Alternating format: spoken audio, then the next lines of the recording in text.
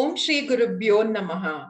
Gunatitamanam Chidanandarupam Chidabhasakam Sarvagam Dhyanagamyam Munidyeyamakasharupam Paresham Parabrahmarupam Ganesham Bhajema.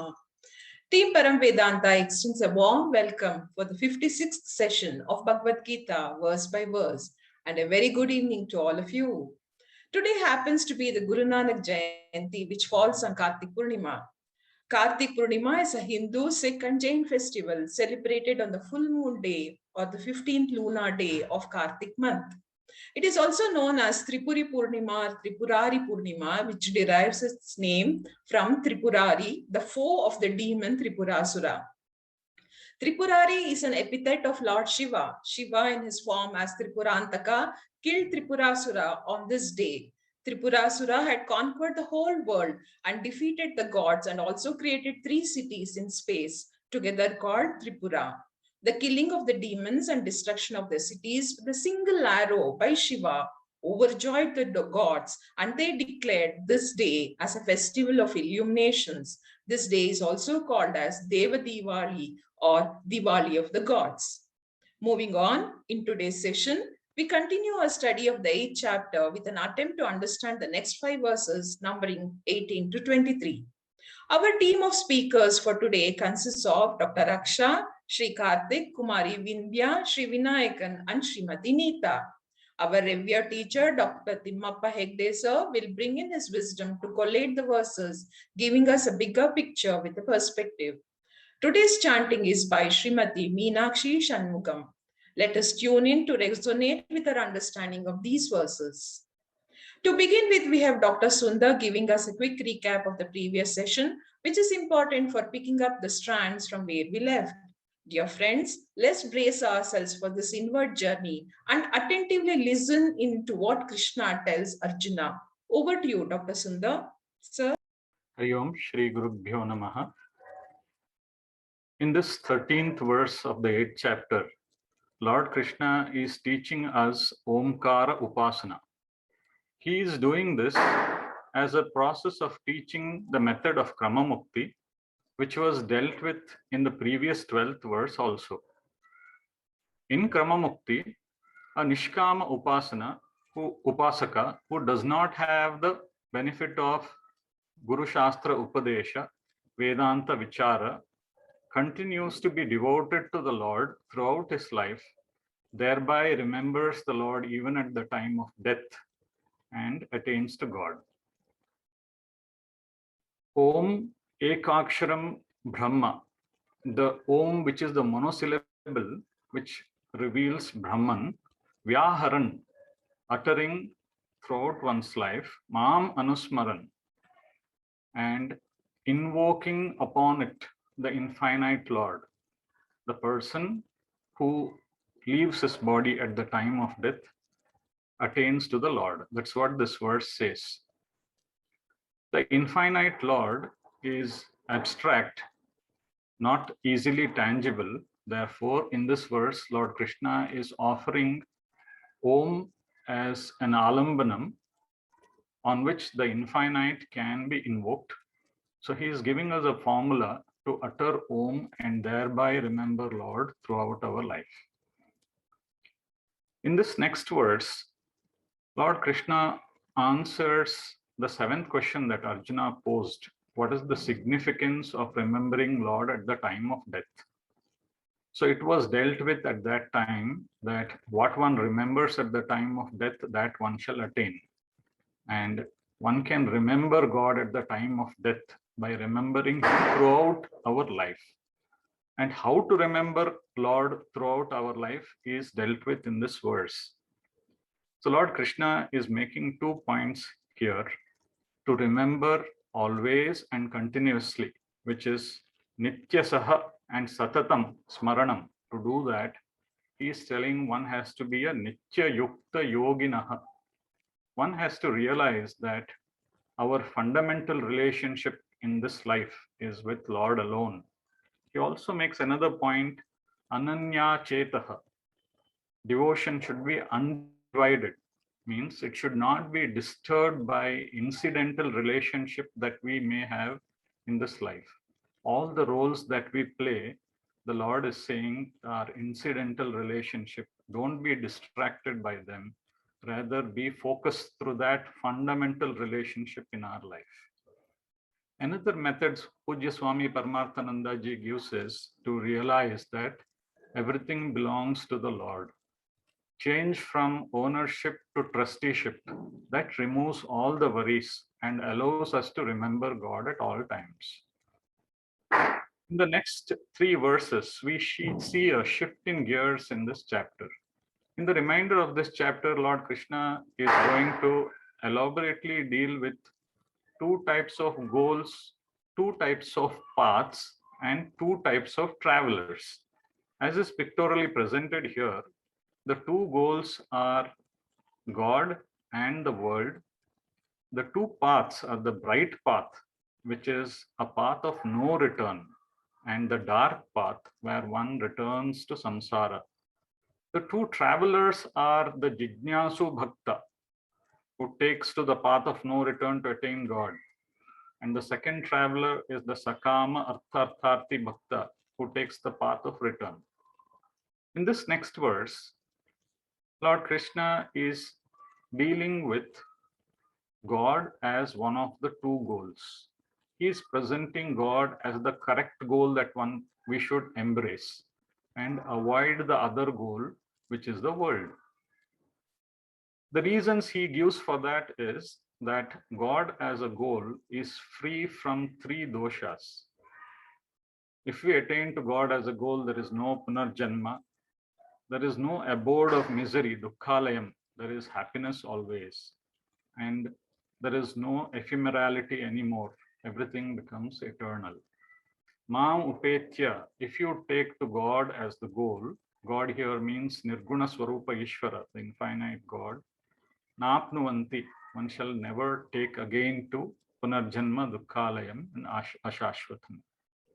In the next 2 verses, he presents why one should not take to world as a goal. He is presenting what are the defects which make this the wrong goal. In this 16th verse, Lord Krishna is sampling the entire material world and taking Brahmaloka, which is the highest form of the material accomplishment one may have. Lord Krishna is adopting a methodology where he is picking the best among the material worlds, glorifying it, and then pointing out that it is still far inferior to God as a goal. So in this verse, he is telling, out of these 14 lokas, Brahmaloka is the best. Even then, Punaravartinorjuna, even this Brahmaloka is a return ticket. There is Punarjanma, there is samsara. Having exhausted prarabdha punya, we are back to the misery of samsara. So avoid this goal. In this next slide, he's taking another approach, again doing the same thing, glorifying Brahmaloka, and then pointing out that despite the glories, it is still far inferior to God as a goal. How does he do it? He's looking at the lifespan of a day in Brahmaloka. Kali Yuga is 432,000 years. Dwapara is 2 times that. Treta is 3 times that. Satya Yuga is 4 times that. So one Chatur Yuga is 10 times 432,000 years. This itself is unimaginably large quantum of time. Brahmaji's day is supposed to be 1,000 Chatur Yugas. Night is another 1,000 Chatur Yugas. So it is such a vast expanse of time. Lord Krishna is saying, even then, it is far inferior to God as a goal. With all these means, he is pushing us, nudging us to take to God as the goal. Thank you, sir. Thank you, Dr. Sundar, for an excellent recap of the last time's verse. Sadashiva Samarambam Shankaracharya Madhyamam Asmadacharya Paryantam Vande Guru Paramparam. Om. As we are coming to the conclusion of another wonderful chapter of Bhagavad Gita, which was ordinarily or normally considered as an odd man out chapter, but When we study them in detail, you will realize how important this particular chapter is. And my attention has come to this verse as an important verse to keep Ishvara in the subconscious mind. Whatever is important for us, we will always remember. Whatever is not so important, we tend to forget, we tend to neglect. The 7th chapter told us the importance of Ishvara in our life. The 8th chapter told us the importance of remembering Ishvara at the time of death. Ishvara can be remembered at the time of death only if you give a lot of importance to Ishvara. And if you give a lot of importance to Ishvara, that means all my activities, including my ability to communicate to you, every word that comes is possible because of the grace of Ishvara. If every moment of my life I am perceptive to Ishvara, that is what this verse from the 8th chapter tells us. Ultimately, when the time comes to relinquish this body, we not only remember Ishvara, but we have lived a life in such a way that there is no sense of regret, there is no sense of fear or insecurity when the time of death to come. In this introduction, I would like to bring in 4 L's to remember, which will help us to lead a fuller life. And if you're able to lead a fuller life, when the notice comes to relinquish this body, we will not have that kind of a difficulty which normally people would tend to have. The first L is to live life 100%. Second is, can my life be a process of constant learning? That means it is not going to be that I learn and then towards the later end of my life, my learning curve comes down. My learning curve is going to be exponential all the way. I keep learning every day of my life. Can my life be full in the domain of being able to give love and to be able to receive love? And can my life be a contribution to be a life of legacy? A little more details. What is it to live life 100%? Can I bring in gratefulness for everything that I have? To be able to breathe, to be able to see, to have this good health, to have all these faculties that I am ordinarily we take for granted. Whenever we are grateful, we are happy. We tend to use our functions fully because we know all these faculties are not going to be there all the time. If I can live a life of gratefulness for all that I have, for all the people in my life, for my guru who has given me the Shastras, who has given me Ishvara in my life. So the next thing is to remember every activity begins with Ishvara, every activity goes along with Ishvara, every activity concludes with Ishvara. The end point is our life becomes very meditative. Gautama Buddha had said, all the time, be aware of your breathing. When you take a large breath, be aware that I have taken a large breath. When you take a pause, remember that you have taken a pause in your breathing. If you are more sensitive to all your bodily functions, if you're sensitive to all your bodily faculties, Shabda, Sparsha, Rupa, Rasa, Gandha, then what happens? We live life 100% in real time. Normally, we are here, but our minds are somewhere else. That is what is called, we live in psychological time. There is a disparity between where we are and where our thoughts are. Physically, I may be here, but my thoughts can be somewhere else. But if I live my life meditatively, I am physically and mentally here, and my life is 100%. And then we are able to relate to whatever we have studied in the Gita and in the Upanishads. That means whatever I see and experience is none other than Vishwarupa Ishvara. My sarvam idam protam sutre manigana eva. Anything and everything that I see outside and within my body.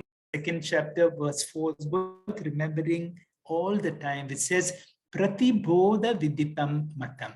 In every experience, this is also drik drishya viveka. In every drishyam, am I aware of the drik? In every experience, Am I aware of the experiencer?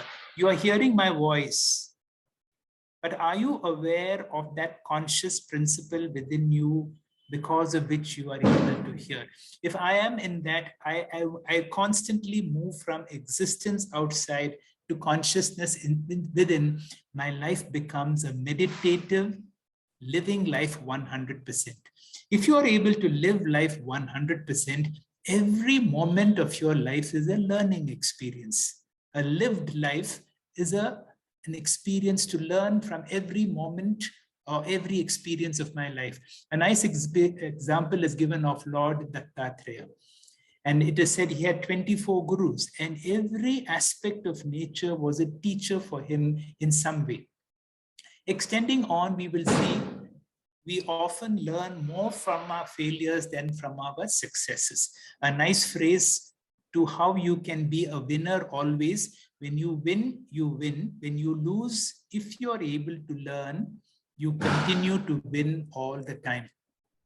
The third L we should remember is, can my life be fulfilled in the domain of giving love selflessly and also be able to receive love? Whenever you relate to somebody intensely in the field of love, the Sanskrit word for it is avyaktah. That means between the object or the person whom you love and you, there is no difference. This is called love as identification. When you love a person so intently, you identify that person as none other than you. If you are able to relate to it in one or two people in your close circle of family and friends, the next important quest for a spiritual seeker, can I extend beyond my family? And this becomes difficult because, as Jesus said, can you love thy neighbor as thyself? This is a great exercise to be able to see, as Bhagwan Ramana said, there is no other. You're able to see everyone as yourself. That verse 32 of the 6th chapter of Bhagavad Gita, which says, Atma upamena. That means if you take yourself as an example, that in every experience that you relate to another person, you treat another person just as you would want the other person to treat you. In that way, I'm able to see the whole world as an extension of myself, and love becomes rich in our life. In this particular chapter, we learned about the importance of Omkara Upasana. And teachers say, whenever you chant Om, the heart center becomes so full of love, and it becomes very easy for us to give love and very easy for us to receive love. Finally, it is easy to relinquish this body if I have been able to give a life of contribution, if I have been able to fulfill all my debts. What is the Shruti source for this? And from the Dhyana shlokas, we have this beautiful verse, Vasudeva Sutam Devam. Shri Krishna demonstrated that he could fulfill all his three rinas. The rina to his parents, to his community by eliminating Kamsa and Chanura, being such a delight to his parents, and to posterity, he's given us the Bhagavad Gita, which is relevant so many centuries later. So too, my legacy is, can I be a worthy child for my parent? Can I be able to give each day more than what I have received to my family and to the world outside? And finally, to all of us students of the Gita and the Upanishads, I am here with a single pointed mind for Parama Purushartha. Moksha is my goal and I will achieve it. And that is what is called Acharya Rina. Once we know our true nature, we know that we are essentially deathless. That means our work will continue even after this body drops. So in conclusion, I would like to say, work as if we are going to live forever. But at the same time, I know this physical body is mortal, and therefore be sensitive to this fact that live as if you are going to die today. There is a very beautiful sadhana that we can do every morning and every evening, which I try repeatedly in my life, is to chant this beautiful verse at the time of dawn, Hiranmayena Patrena. And this comes from Isha Vasi Upanishad. But this is the 15th, 16th, 17th, 18th. The rest of these verses 16th, 17th, and 18th prepare us for our death. The meanings of these we have explained in one of our earlier presentations in Ishavasya Upanishad. I will request Shamala to chant this verse. Let us remember and chant this every day. Shamala, please. Hiranmayena patrena satyasyapi hitam mukham Tatvam pushanna pavruno satya dharmaya drushtaye pushanne karsheyama surya prajapatya vyuharashmin samuha tejo yatre rupam kalyanatamanta te pashyami yo savasau purushas sohamasmi vayuranilamamrutamethedam bhasmantagum shariram om krato smara Krutagum smara, krato smara, krutagum smara. Agnena yasupataraye asman, vishwani deva vayunani vidvan. Yuyodyasmajjuhuranameno bhuyisthante namavuktim vidhema Om Shanti Shanti Shanti. Thank you, Shamala. The first two verses will be explained to us by Dr. Raksha. Over to you, Dr. Raksha. Shri Gurubhyo Namaha. Verse 17 of chapter 8 talks about the duration of Bramhaji's life. 2000 Chatur Yugas of human beings is equal to 1 calendar day of Bramhaji. It is seemingly infinite, but really not. Now going to verse 18, avyaktah vyaktah sarvaha prabhavantyah ragame ratriagame praliyante tatraiva vyaktah samjnake. Aharagame, on the arrival of the day of Bramhaji, sarvaha vyaktayaha, all the individual beings and things in creation, avyaktat prabhavanti, they emerge from the unmanifest. Ratriagame, on the arrival of night, tatra avyakta sanjnake eva praliyante, all the embodied beings resolve into a state of unmanifest. Lord Krishna points out that day and night of Bramhaji is similar to ours. When our day begins, then our world of interactions begin. It is a fully active world with Desha and Kala. The moment we go to sleep, the whole world of plurality is resolved, including the transactions and emotions. This is called Nirvikalpaka Avastha or undifferentiated state. This happens only to me, but for others who are awake, transactions continue, and this is at the micro level. But in the case of Bramhaji, this happens at the macro level. When we sleep, it is layaha.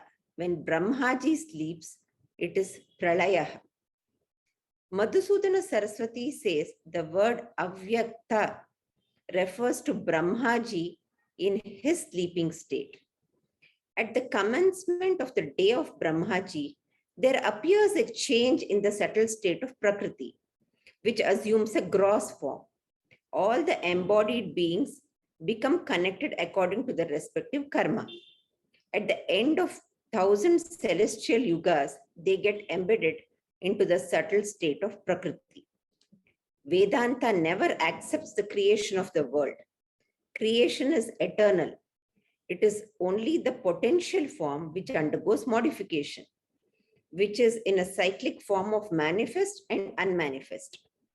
Soul being unborn and imperishable does not in reality go through this process. Verse 28 of chapter 2, Krishna says that beings have their origin and end in avyaktah alone. Coming to verse 19, Bhuta grama sa evayam bhutva bhutva praliyate ratriagame avashapartha prabhavatyharagame. If the universe goes to an unmanifest condition and again comes to manifest, what happens to the Jiva Rashis is explained here. Lord Krishna says all the individuals will have the same destiny.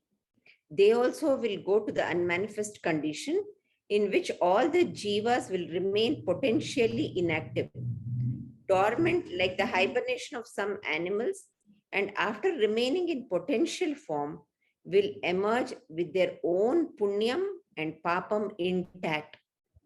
Sa eva bhuta gramaha. It is the same multitude of jivas which are circulated. The set of jivas are anadi, and fresh set of jivas are not created. When we use the word jiva, it includes all the jivas in all the 14 lokas. Bhutva bhutva. Repeating this expression is to reiterate that it's a cyclic process. Avashaha qualifies bhuta gramaha, one who is not free, one who is helpless under the compulsion of nature. The jivas emerge at the commencement of the cosmic day and merge at the coming of the cosmic night. These two verses 18 and 19 reveal the transitory nature of the jivas. Hari Om. Thank you, sir. Thank you, Dr. Aksha, for a nice explanation of these two verses which describe Brahmaji's day and night, where the whole world manifests and the whole world goes into unmanifestation. In a way, we experience this each time we go to sleep, and it is the same experience at death. It is the same experience at pralaya also.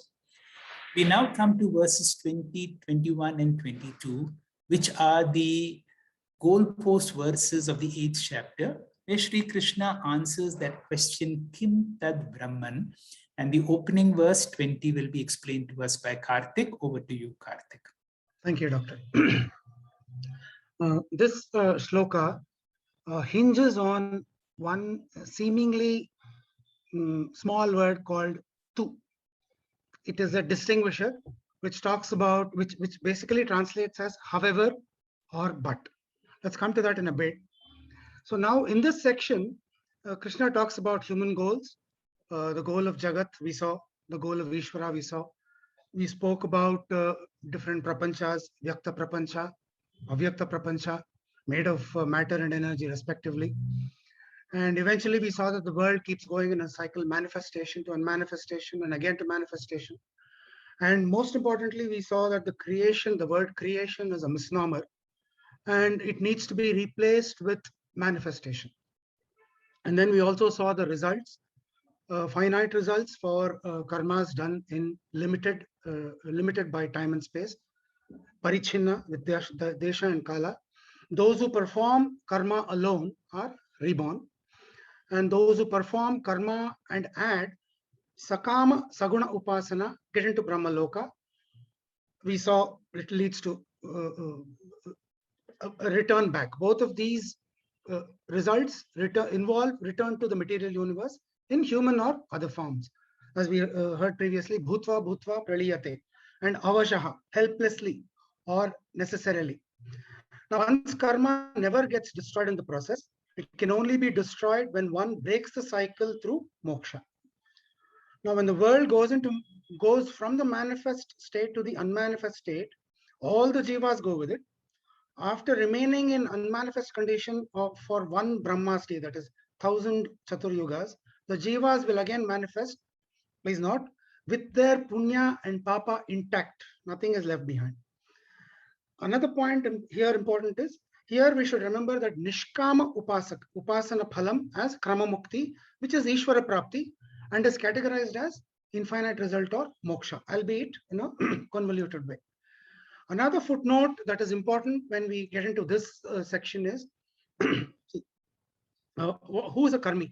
A karmi says everything is mine. A karma yogi says everything is Bhagavan's. An upasaka says everything is Bhagavan. And Gnani says everything is me. So this is the trajectory, this is the path that we follow. Then next slide, Doctor. Now Krishna now talks of another possible human goal beyond these finite results. That is the consciousness principle. That consciousness, which is the witness of the unmanifest matter, witness of the manifest matter. And another important point is, the witness consciousness does not fall within the purview of the witnessed field or kshetra. We know this very famous example of this Jagrat, Swapna, and Sushupti Avasthatraya. In Sushupti, after coming back from Sushupti, also, even when the time-space continuum is resolved, we are able to recollect and say, yes, I slept well. So there is somebody, we have the knowledge of the condition also. So this is what is the example. Now again, the witness consciousness, we know, therefore it continues to exist. It is unchanged. It is beyond duality. It is beyond time and beyond space. And it is a Satyam Gnanam Anantam Brahma.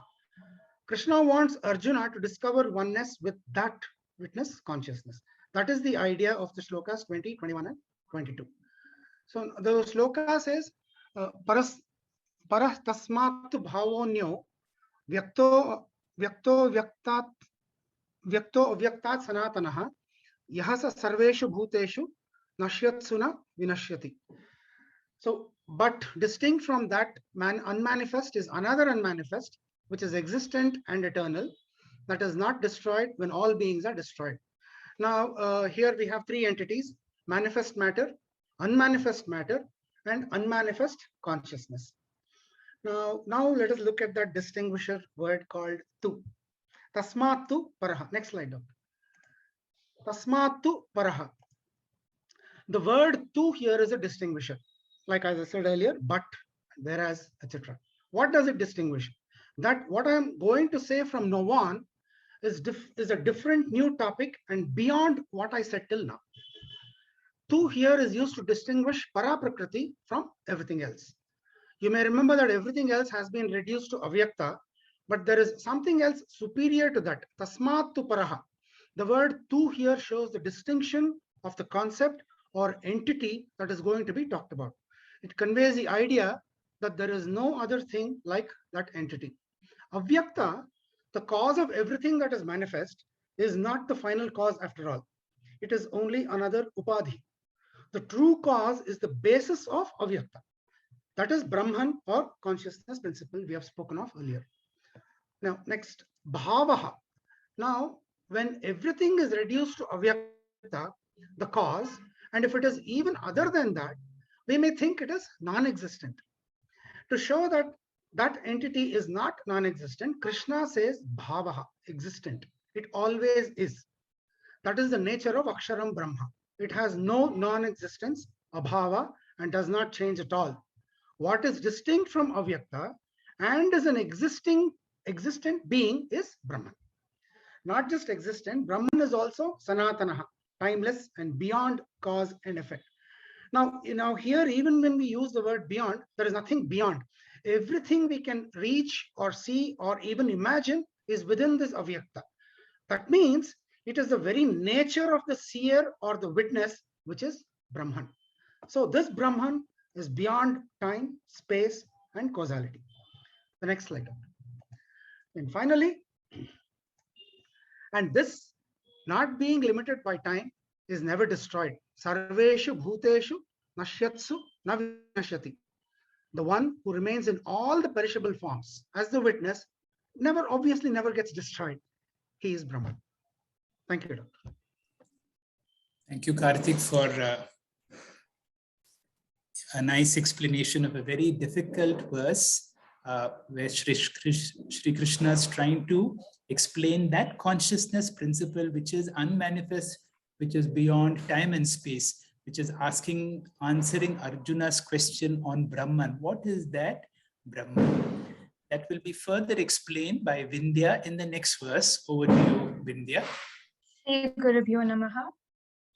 Avyaktokshara ityuktaha tam ahuhu paramam gatim yam prapya na nivartante tadhama paramam mama.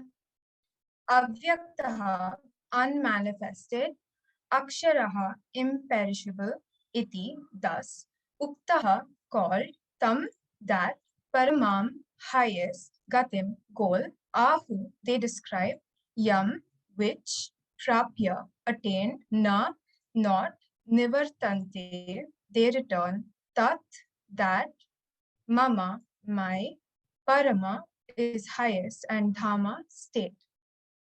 The manifest being is said to be the imperishable one. Scriptures declare that being to be the supreme goal. That is the supreme abode of mind, attaining which they do not return. Let's focus on just this slide for now. Krishna elaborates further on the limitless, unmanifest consciousness that we call God. This consciousness, or akshara ityuktaha, or imperishable, it is timeless, motionless, spaceless, formless, tasteless, smellless, and touchless. But we keep putting this word less as if it lacks something. But remember that there's no lack. It's complete and in and of itself. To put it in another way, it is the very essence of taste, smell, touch, time, space, and movement. It is all pervading. Throughout the Bhagavad Gita, you know by now that our goal is to attain this consciousness. And you know that it is called God or Brahman or moksha. But the word goal means something that you move towards. Yet when it comes to attaining Brahman or consciousness, it is the realization that you don't have to go anywhere. Tat tvam asi. It is about realizing that I am already that which I can possibly be. Here is a graphic representation of what this verse encapsulates. In India, there is a common understanding that Hinduism consists of millions of gods. Ganesha, Shiva, Krishna, the list goes on. Some may even get confused on how many gods to pray to. But the truth is that all these are the superficial forms of one all-pervading consciousness or Brahman. So, in the pursuit of praying to multiple gods in their materialistic forms, we drift farther away from the true essence of consciousness. So the goal here is to stop drifting. The first slide is a representation of a person. Imagine the person to be yourself. Imagine this person to be yourself. Inside this person, I have embedded multiple gods, if you can see closely, which overlap one another to form this person. These are superficial forms of God. If you look closely, you can see Hanuman, Yamadharmaraya, Krishna, Vishnu, Durga, so many more. But if you peel open their superficial forms, you find that all gods are the same consciousness, undivided. When you begin to understand the Bhagavad Gita, you transcend to the next slide. Here, you realize that your human body is like a boundary wall that contains consciousness. Remove this boundary wall. Realize your inner consciousness. Now, what does slide 3 show? It shows the realization that the consciousness in me, that was there in the previous slide, is the same as the consciousness all around me. It is all-encompassing. It is all-pervading. It is ever-present. Now, this slide shows the outline of a tree, an animal, and a person. What do you see inside? It was that same consciousness that I was talking about. You see God, you see truth. Every being across the universe, across galaxies, are made up of this all-pervading consciousness. In the last slide, which is left intentionally white, you realize that the true unmanifest form of consciousness, where there is no Rama, there's no Krishna, Saraswati, Durga, there's only formless God. It is just pure consciousness as represented by the white slide, only truth. And that is when you can say that you have arrived at consciousness with no movement or no seeking outside. You are the goal and you are the destination. This is the attainment of moksha or Brahman. Hari Om. Thank you, Vindhya, for a wonderful attempt to trying to explain what this Brahman is all about, which cannot be described, and it is best described like this. Brightness, blankness, and at the same time, all pervading, all full, and because of which everything is possible. And this is the highest goal that we need to attain. And remember, this highest goal is not apart from us. You will see so much of this verse is there in the 15th chapter of the Bhagavad Gita, where the last line is the same. Yat gatva na nivartante tat dhamma paramam mama. I will speak after Vinayakan speaks because all these three verses are related. Vinayakan, please.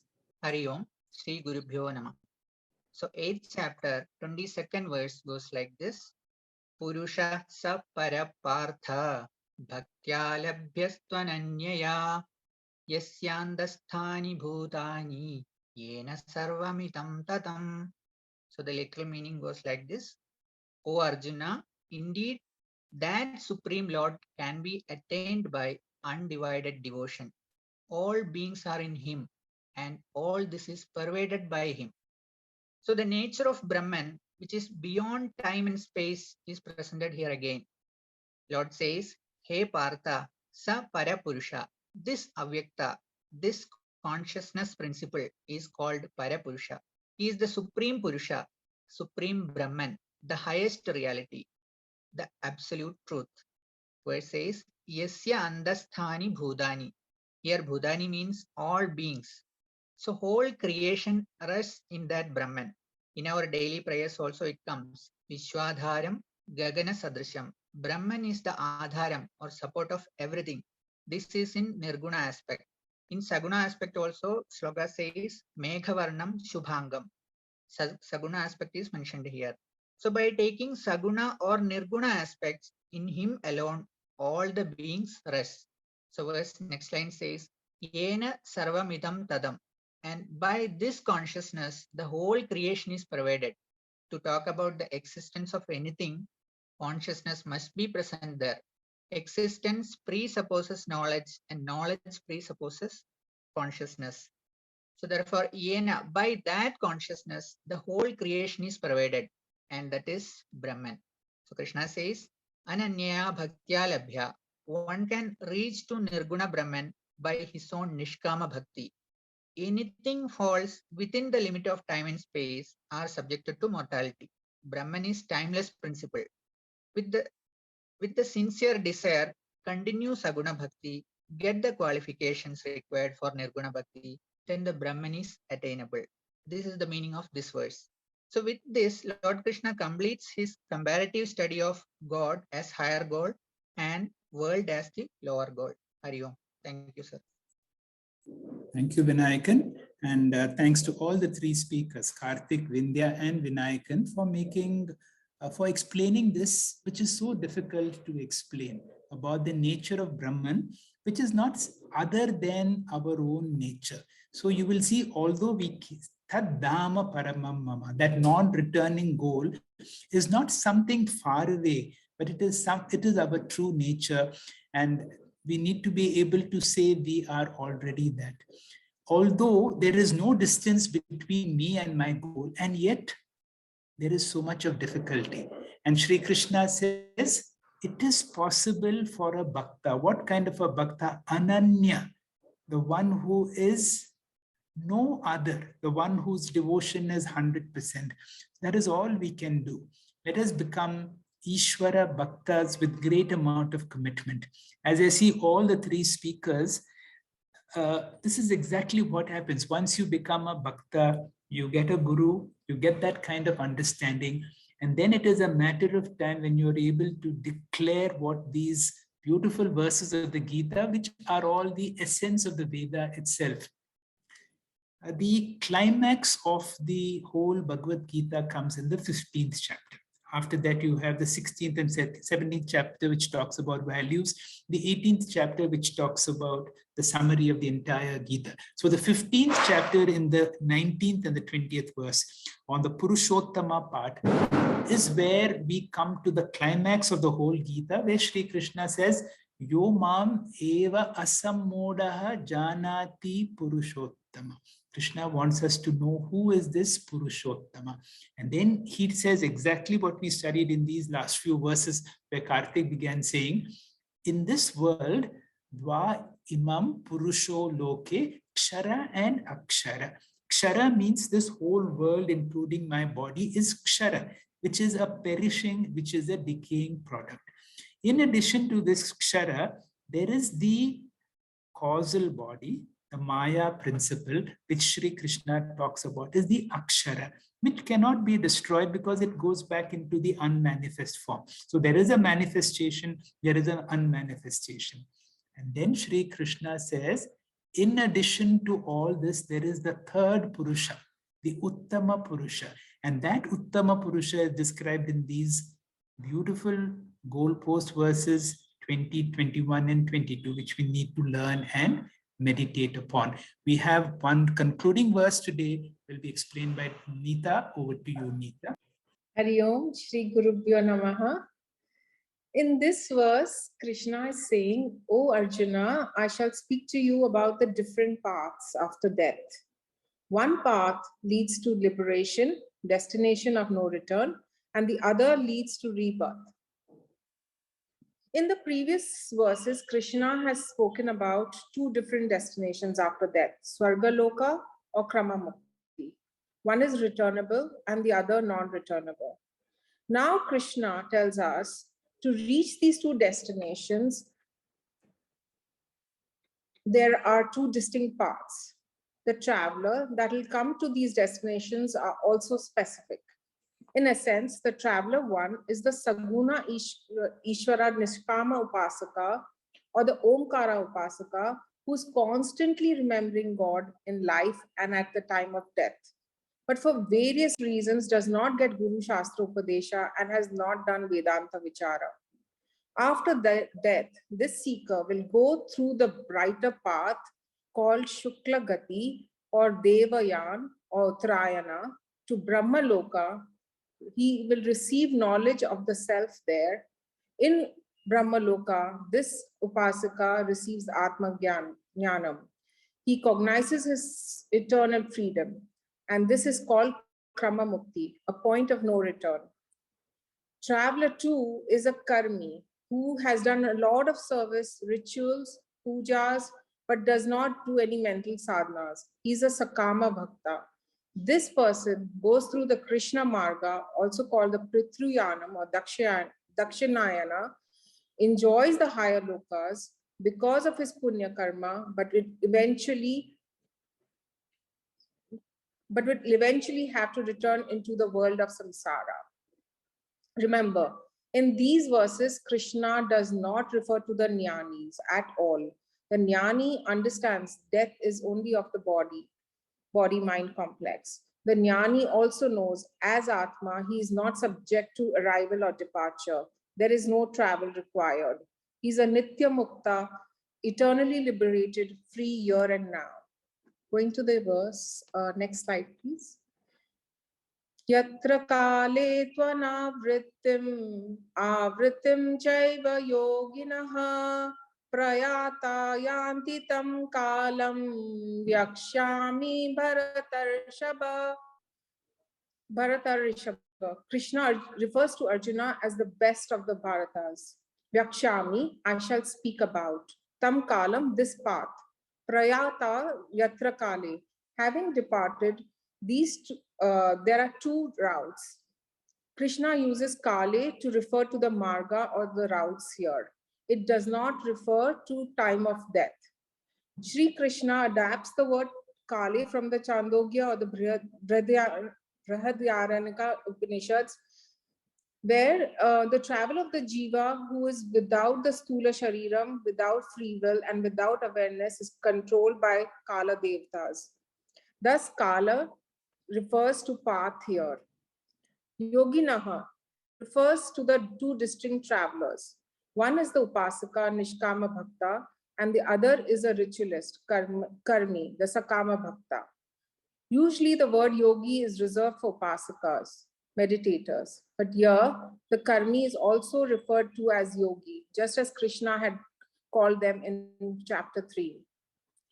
Anavrittim yanti, attains the highest goal, actually means will not return, as the traveler one gets krama mukti. Who and how this traveler is? The Nishkama Upasaka, who meditates on the Saguna Ishvara with Ananya Bhakti, travels to Brahma Loka after death via Shukla Gati pathway, gets Brahma Jnanam there, and then is liberated. Avritim Yanti means cycle or repetition.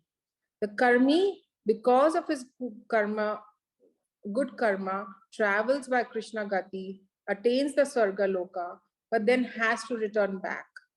This path is sometimes referred to as gloomy, but gloomy is only in comparison to Shukla Gati, because in spite of reaching the higher lokas, he has to return once the punya is exhausted. And we all know and understand how tough it is to step down from luxury. One more point, there is confusion if the time of death is important to reach these goals. However, Swamiji clarifies that in the Brahma Sutras, it is explained that it is the quality of life, the type of sadhana we are doing while living, which is more relevant and which determines the goal we will achieve. More details regarding the path and the travelers will come in the next few verses. Hari Om. Thank you, Neeta, for a very clear explanation of what really happens to a person who does not attain Brahma Vidya in this life, who does not become a Jnani. And then you have all these travel involved. So this is the seed verse which talks for the rest of the chapter. And it is also to tell us, now let us decide that I am going to work for Parama Purushartha. I'm not going to go to those paths where I'm not sure what will happen to me. I would rather use the rest of my life to be able to understand I am already that. And the more I understand about that, there is no question of death. Of course, there will be death to this body, but I realize that there is no death for me. Asato ma sadgamaya, tamaso ma jyotirgamaya, mrityorma amritam gamaya. So in the next chapter, we conclude this very beautiful 8th chapter with a lot of strong messages and a very nice concluding message, which tells us that what are the important sadhanas to be done to be able to attain to Krama Mukti. We will listen to these verses once again, rendered to us by Meenakshi Shanmugam. And as she renders this, let us go into the meanings that we have learned in this class today. Over to you, Meenakshi. Thank you, sir.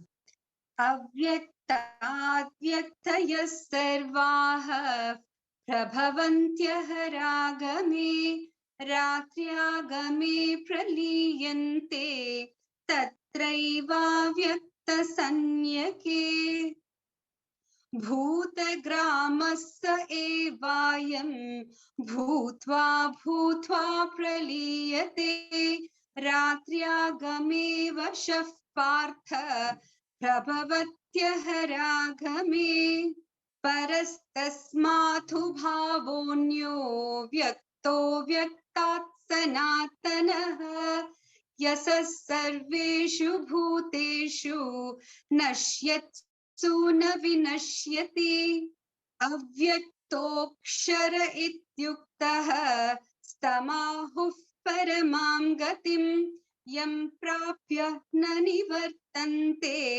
tadhama paramam mama purushassa parah partha bhaktya labhyastvananyaya yasyantasthani bhutani yena sarvamidam tatam yatra kale tvana vrittim avrit भक्तिं चैव योगिनः प्रयाता यान्ति तं कालं वक्ष्यामि भरतर्षभ श्रीगुरुभ्यो नमः हरि ओम्. Thank you, Meenakshi Madam, for a melodious and soulful chanting. Heartfelt gratitude to Dr. Timmappa Hegde sir for his invaluable insights. A big thank you to all the speakers for sharing their understanding of the verse with so much clarity. Through knowledge, one does not reach Brahman. Through knowledge, we drop the notion that Brahman is far away. Swami Paramarthananda ji says we need to reflect more and more on the important fundamentals of Vedanta. Yam prapya na nivartante. Reaching home, one never returns. Tad mama paramam dhamam. That consciousness alone is my supreme nature, my para prakriti, beyond time and space. Let's dwell upon this assurance of Krishna and strengthen our resolve for Nishkama Upasana as a first step, so that Harinama Smarana becomes a way of our life, the underlying Shruti of every worldly activity we undertake. We look forward to meeting you all in the next session, covering the remaining 5 verses of this chapter on Monday, the 22nd November 2021 at 6:45 p.m. Indian Standard Time. Krishnam Vande Jagadgurum. Om Purnamada Purnamidam Purnat Purnamudachyate Purnasya Purnamadaya Purnamevavashishyate. Om Shanti Shanti Shanti Hari Om.